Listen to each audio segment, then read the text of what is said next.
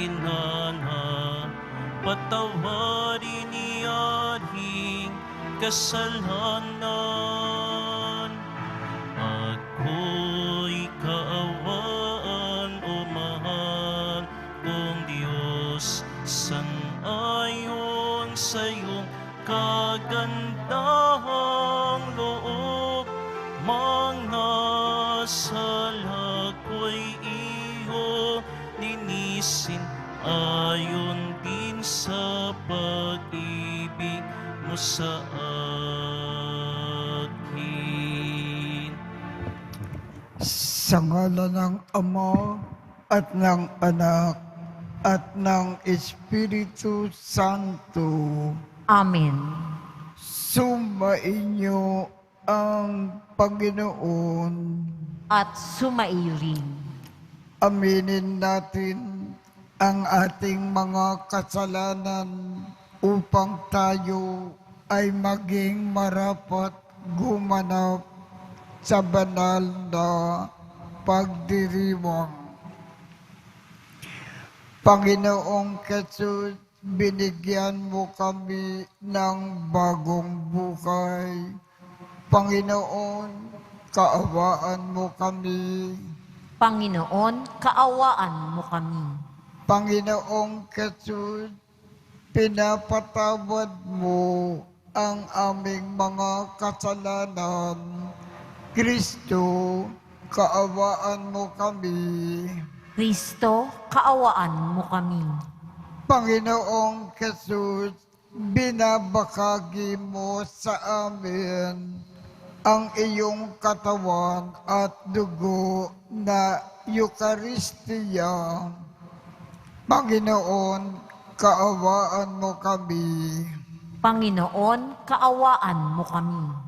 Kaawaan tayo ng Diyos Amang makapangyarihan. Patawarin ang ating mga kasalanan at patnubayan tayo sa buhay na walang hanggan. Amen. Manalangin tayo. Ama naming makapangyarihan, sa pagganap namin sa 40 araw na paghahanda, ang aming kalooban ay iyong paghindapatin para sa pagdiriwang ng Pasko ng pagkabuhay, upang masaya naming maipahayag ang magandang balita ng iyong pagliligtas sa pamamagitan ni Jesucristo, kasama ng Espiritu Santo, magpasawalang hanggan. Amen. Magsiupo muna po ang lahat.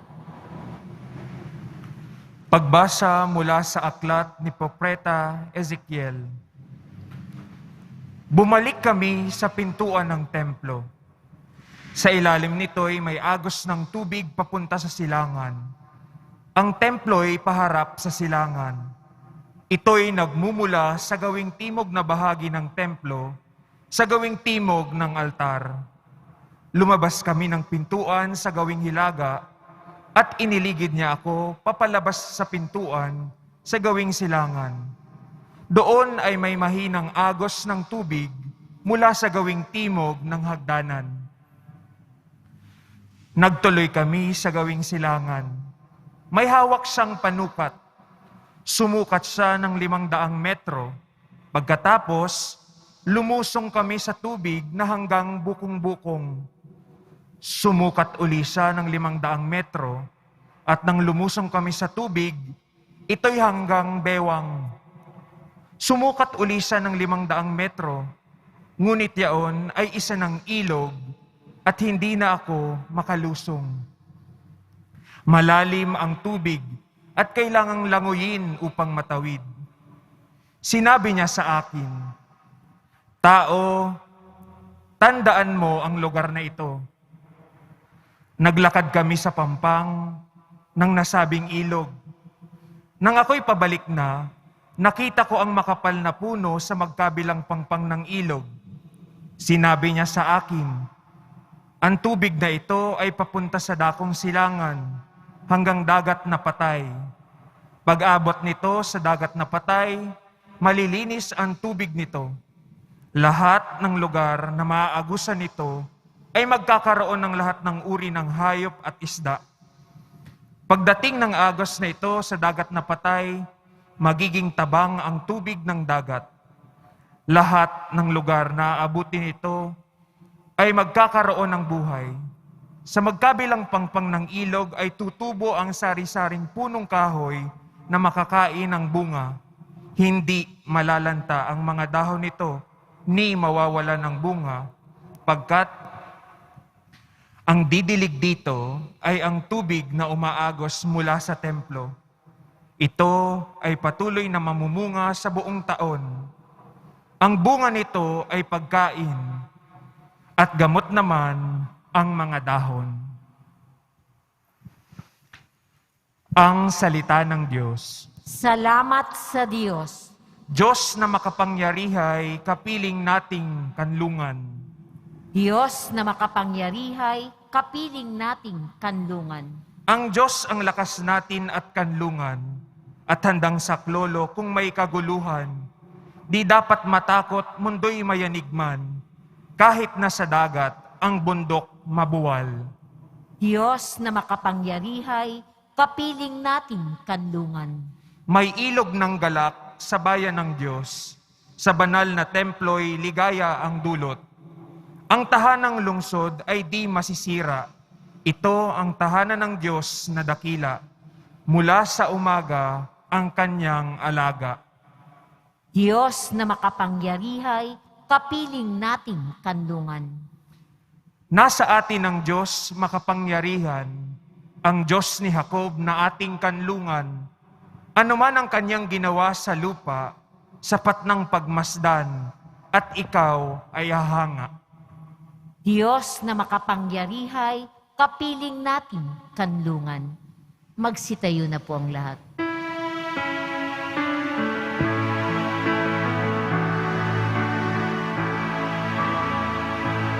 Nagpupuri kami sa'yo, Panginoon Jesucristo. Nagpupuri kami sa'yo, Panginoon Jesucristo.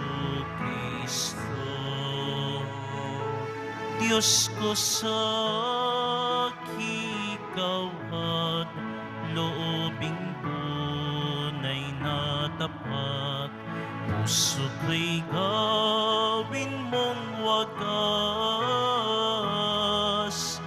nang manauli ang galak, bunga ng iyong pagliligtas.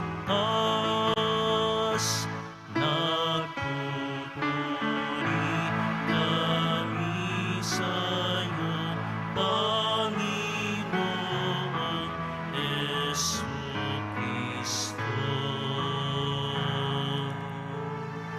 Sumainyo ang Panginoon, At sumaiyo rin. ang mabuting balita ng Panginoon ayon kay San Juan. Papuri sa iyo, Panginoon. Nang dumating ang pagdiriwang ng pista ng mga Hudyo, pumunta si Jesus sa Jerusalem. Sa lungsod na ito, malapit sa pintuan ng mga tupa, ay may malaking deposito ng tubig na may 5 portiko. Kung tawagin ito sa wikang Hebreo ay Bethesda. nagtitipon dito ang maraming may sakit, mga bulag, mga pilay, at mga paralitiko. Hinihintay nilang gumalaw ang tubig sapagkat may panahon na bumababa ang isang anghel ng Panginoon at kinakalawkaw ang tubig. Ang maunang lumusang pagkatapos makalawkaw ang tubig ay gumagaling. Anuman ang kanyang karamdaman, doon ay may isang lalaki, 38 taon nang may sakit. At siya ay nakita ni Jesus. Alam nitong matagal nang may sakit ang lalaki. Tinanong siya ni Jesus, "Ibig mo bang gumaling?" Sumagot ang may sakit, "Ginoo, wala pong maglusong sa akin kapag nakalawkaw na ang tubig. Patungo pa lamang ako roon, ay may nauuna na sa akin." Sinabi sa kanya ni Jesus, "Tumindig ka, dalhin mo ang iyong higaan at lumakad ka." At pagdaka ay gumaling ang lalaki. Dinala ang kanyang higaan at lumakad. Noon ay araw ng pamamahinga. Kaya't sinabi ng mga Hudyo sa lalaking pinagaling, "Araw ng pamamahinga ngayon. Labag sa kautusan na dalhin mo ang iyong higaan." Ngunit sumagot siya, "Ang nagpagaling sa akin ay ang nagsabing, dalhin ko ang aking higaan at lumakad ako." At siya ay tinanong nila, "Sino ang nagsabi sa iyo na dalhin mo ang iyong higaan at lumakad ka?" Ngunit hindi nakilala ng lalaki kung sino ang nagpagaling sa kanya, sapagkat nawala na si Jesus sa karamihan ng tao. Pagkatapos nakita ni Jesus sa loob ng templo ang lalaki at sinabihan, "Magaling ka na ngayon. Huwag ka nang magkakasala at baka may mangyari sa iyo na lalo pang masama." Umalis ang lalaki at sinabi sa mga Hudyo na si Jesus ang nagpagaling sa kanya. Dahil dito, si Jesus ay sinimulang usigin ng mga Hudyo sapagkat nagpagaling siya sa araw ng pamamahinga. Ang mabuting balita ng Panginoon. Pinupuri ka namin, Panginoong Heso Kristo. Magsiyo po muna ang lahat. Ang ating Panginoong Jesus ay pumasok sa Jerusalem at mayroon siyang pupuntahan at may gagawin. Napadaan siya sa malaking deposito ng tubig na may 5 portiko. Dito ay nakita niya ang isang lalaking may sakit. Ang ginawa ng Panginoon, itinigil kaagad niya ang kanyang paglakad. Binigyan itong lalaking may sakit ng kanyang panahon. Pinagaling niya kaagad ang lalaki at pinalakad. Ano ang ibig ipaalam sa atin ng Panginoon sa pamamagitan ng ating ebanghelyo? Kung mayroon tayong nakitang isang taong nangangailangan ng tulong, itigil natin ang ating ginagawa. Bigyan natin kaagad itong tao ng tulong. Huwag natin siyang pag-antayin. Tulungan kaagad.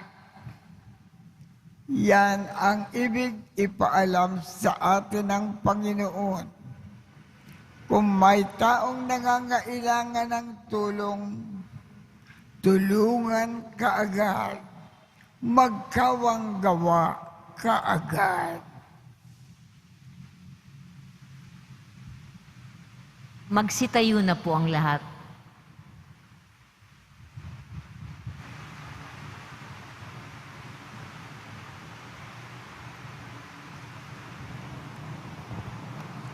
Habang higit natin nakikilala ang Diyos, lalo nating nauunawaan na lubos tayong umaasa sa Kanya.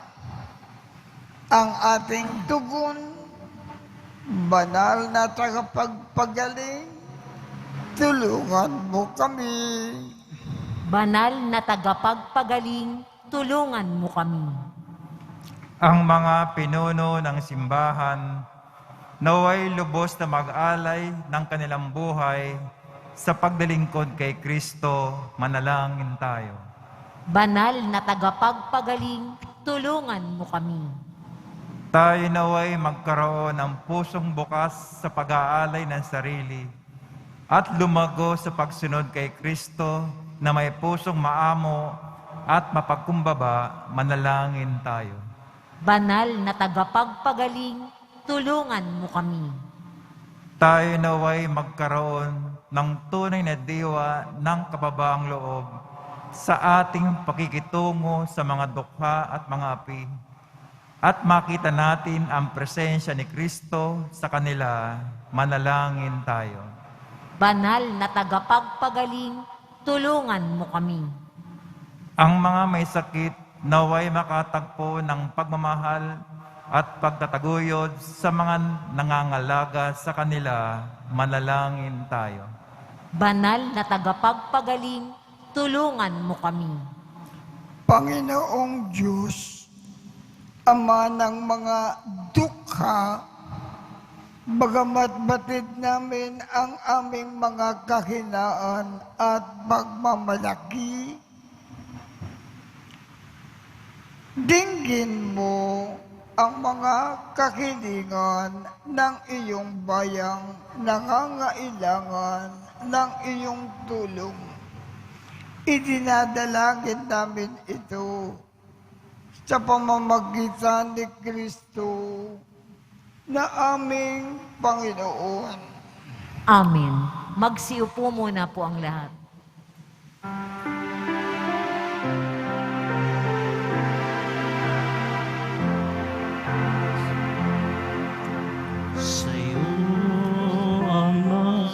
aming handog, ang tinapay at alak na ito, handog ng iyong bayang sumasamot, humihingi ng patawad mo.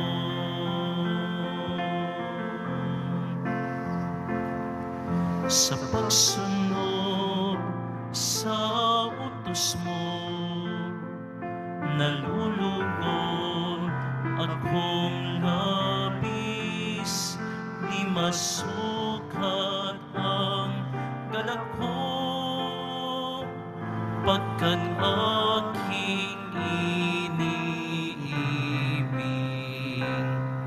Sa'yo, Ama, aming handog, ang tinapay at alak na ito, handog ng iyong bayang sumasabot, humihingi ng patawad mo.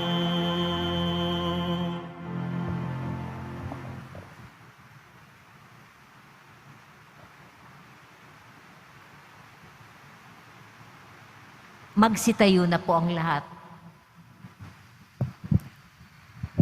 Manalangin kayo upang ang pag-aakin natin ay kalugdan ng Diyos Amang makapangyarihan. Tanggapin nawa ng Panginoon itong paghahain sa iyong mga kamay, sa kapurihan niya at karangalan, sa ating kapakinabangan at sa buong sambayanan niyang banal. Ama naming lumikha, iniaalay namin sa iyo ang mga kaloob mong ito bilang pagtanaw namin ng utang na loob sa iyong paglingap sa amin araw-araw at bilang pagganap sa iyong pagkukup sa aming lakat na iyong binubuhay. Sa pamamagitan ni Jesucristo, kasama ng Espiritu Santo, magpasawalang hanggan. Amen. Sumainyo ang Panginoon. At sumaiyo rin. Itaas sa Diyos ang inyong puso at diwa. Itinaas na namin sa Panginoon. Pasalamatan natin ang Panginoong ating Diyos. Marapat na siya ay pasalamatan. Ama naming makapangyarihan, tunay ngang marapat na ikaw ay aming pasalamatan sa pamamagitan ni Jesucristo na aming Panginoon. Sa pagbabakasakali mo na kami ay bubuti, isinugo mo si Jesucristo upang pangulakan kami. Bilang pagsunod sa iyong atas na bigay, ipinakayag ng iyong anak ang iyong kalooban na ang mga api at dukha ay kanyang damayan. Ngayon ay iyong inikakandog ang pagkakataon na aming maisaloob ang kanyang ganap at kusang paglilingkod upang sa iyo ay lagi kaming makasunod. Kaya kaisa ng mga anghel na nagsisiawit ng papuri sa iyo nang walang humpay sa kalangitan, kami ay nagbubunyi sa iyong kadakilaan. Santo, Santo, Santo, Panginoong Diyos ng mga hukbo, napupuno ang langit at lupa ng kadakilaan mo, hosana sa kaitaasan, pinagpala ang naparirito sa ngalan ng Panginoon, hosana sa kaitaasan. Magsiluhod po ang lahat. Ama naming banal, ikaw ang bukal ng tanang kabanalan.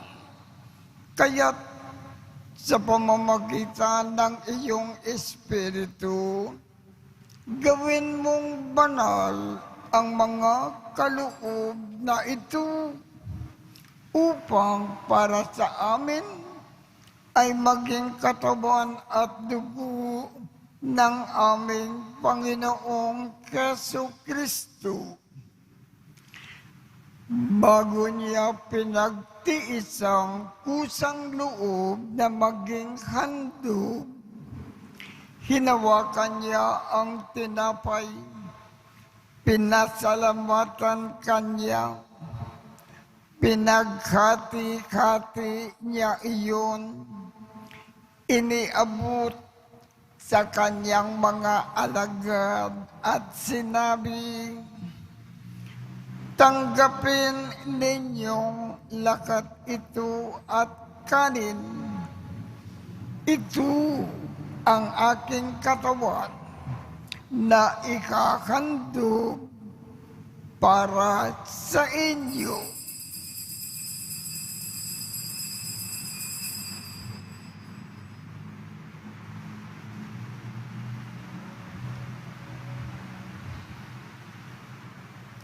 Gayon din naman, noong matapos ang hapunan, hinawakan niya ang kalis, muli kanyang pinasalamatan.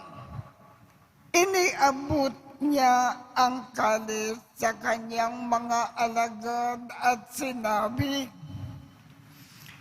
"Tanggapin ninyong lakat ito at inumin. Ito ang kalis ng aking dugo ng bago at walang hanggang tipan. Ang aking dugo na ibubuhos para sa inyo at para sa lahat sa ikapagpapatawad ng mga kasalanan. Gawin ninyo ito sa pag-alaala sa akin."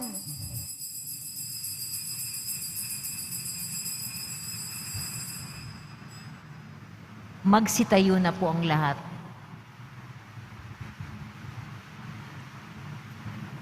Ipagbunyi natin ang misteryo ng pananampalataya. Si Kristo'y namatay, si Kristo'y nabuhay, si Kristo'y babalik sa wakas ng panahon. Ama, ginagawa namin ngayon ang pag-aalala sa pagkamatay at muling pagkabuhay ng iyong anak. Kaya't iniaalay namin sa iyo ang tinapay na nagbibigay buhay at ang kalis na nagkakaloob ng kaligtasan.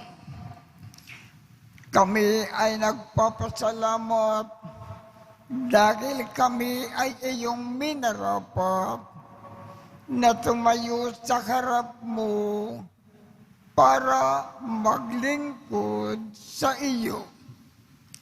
Isinasamo namin kaming magsasalo-salo sa katawan at dugo ni Kristo ay mabuklod sa pagkakaisa sa pamamagitan ng Espiritu Santo.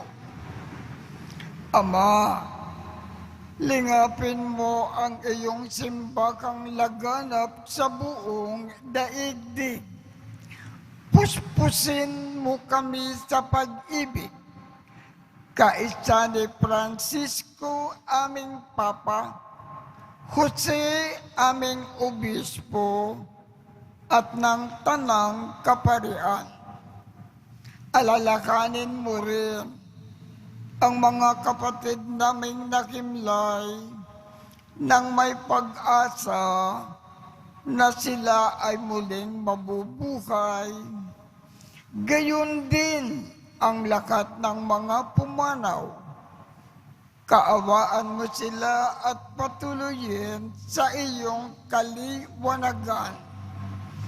Kaawaan mo at pagindapatin kaming lakat na makasalo sa iyong buhay na walang wakas. Kaisa ng makal na Birhen Maria na ina ng Diyos, ng kabiyak ng puso niyang si San Jose, kaisa ng mga apostol at ng lakat ng mga banal na namukay dito sa daigdig ng kalugod-lugod sa iyo. Maipagdiwang nawa namin ang pagpupuri sa ikararangal mo sa pamamagitan ng iyong anak na aming Panginoong Jesu Kristo. Sa pamamagitan ni Kristo, kasama niya at sa Kanya, ang lakat ng parangal at papuri ay sa iyo, Diyos Amang makapangyarihan, kasama ng Espiritu Santo, magpasawalang hanggan. Amen.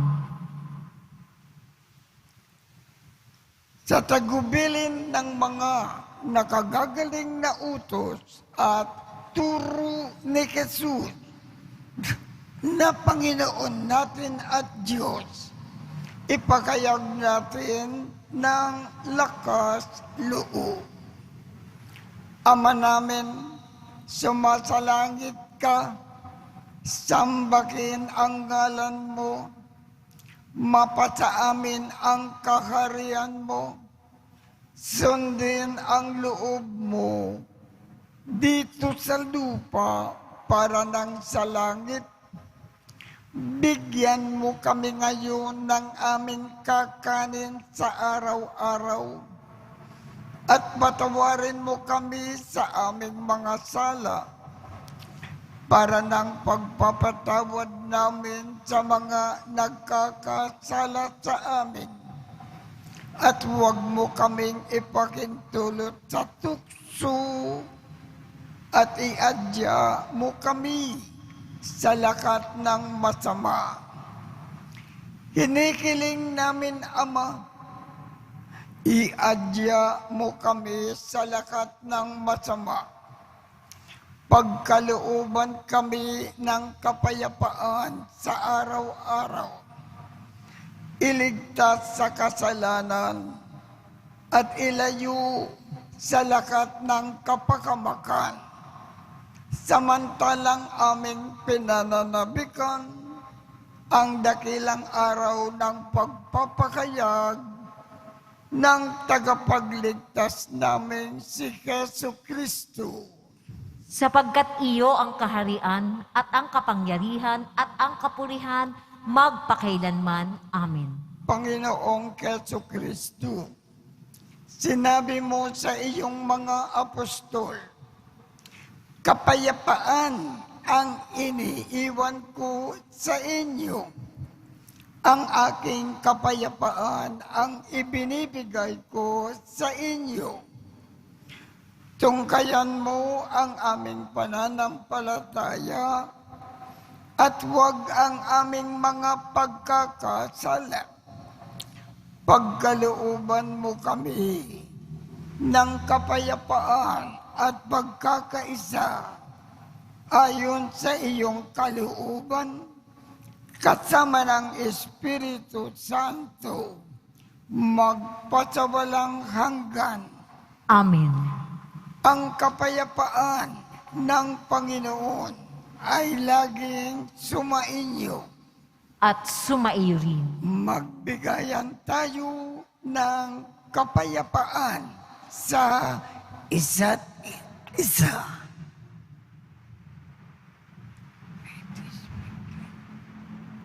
Kordero ng Diyos na nag-aalis ng mga kasalanan ng sanlibutan, maawa ka sa amin.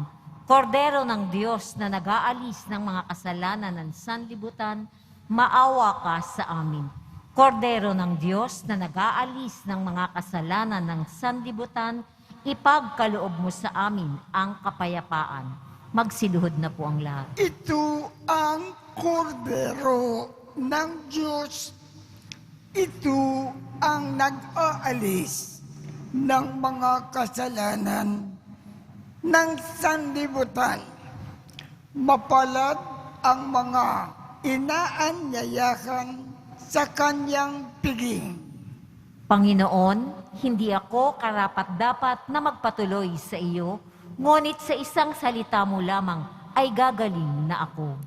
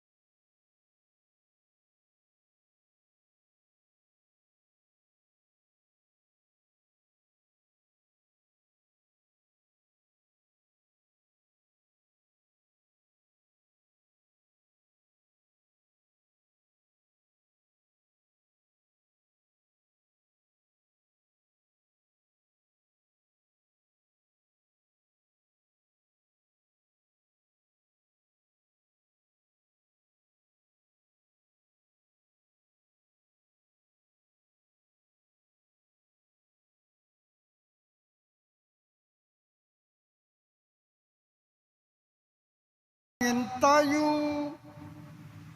Ama naming mapagmahal, gawin mong dalisay ang aming kalooban at panibaguhin mo ito sa aming pakikinabang upang ang tulong mo ngayon at sa kinaharap ay aming lubusang matanggap sa pamamagitan ni Jesu Kristo kasama ng Espiritu Santo magpasawalang hanggan. Amen. Sumainyo ang Panginoon At sumairi.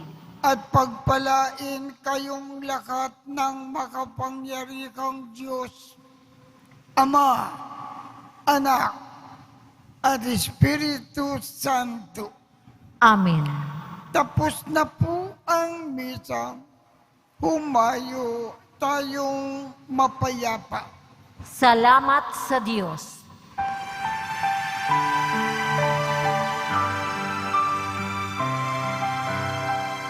Nuestro Padre Jesus Nazareno, sinasamba ka namin, pinipinto ka namin, aral mo ang aming buhay at kaligtasan. Nuestro Padre Jesus Nazareno, iligtas mo kami sa kasalanan. Ang krus mong kinamatayan ay sagisag ng aming kaligtasan. Nuestro Padre Jesus Nazareno, dinarangan ka namin. Nuestro Padre Jesus Nazareno, nilulwalhati ka namin. Nuestro Padre Jesus Nazareno, dinarangan ka namin. nuestro Padre Jesus Nazareno, ninulwalhati ka namin.